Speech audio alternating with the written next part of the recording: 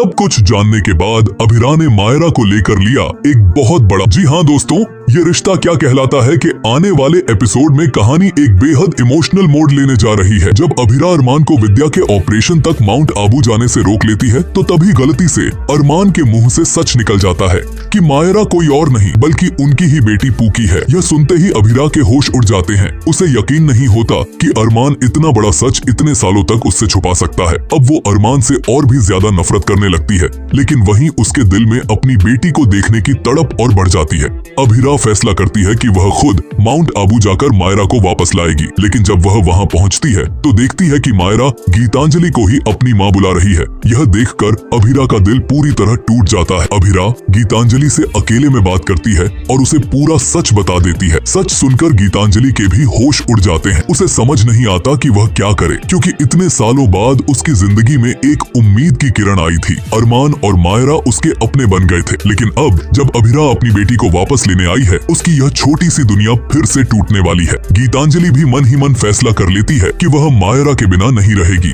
इसी बीच अरमान को लेकर गीतांजलि और अभिरा के बीच बहस छिड़ जाती है और कहानी और भी पेचीदा हो जाती है। सबसे बड़ा झटका तब लगता है जब मायरा अभिरा को अपनी मां के रूप में स्वीकार नहीं करती। मायरा को समझ नहीं आता कि ये सब अचानक क्या हो रहा है और वह गीतांजलि से ही चिपकी रहती है। अब अभिरा के सामने दो रास्ते हैं, या तो वह मायरा को जबरदस्ती अपने साथ ले जाए या फिर उसके दिल में अपनी जगह खुद बनाए। लेकिन अब सवाल ये है, क्या अभिरा मायरा के दिल को जीत पाएगी? क्या अरमान दो औरतों के बीच फंसा होकर सही फैसला कर पाएगा? और क्या मायरा सच्चाई जानकर अपनी असली मां के पास लौटेगी?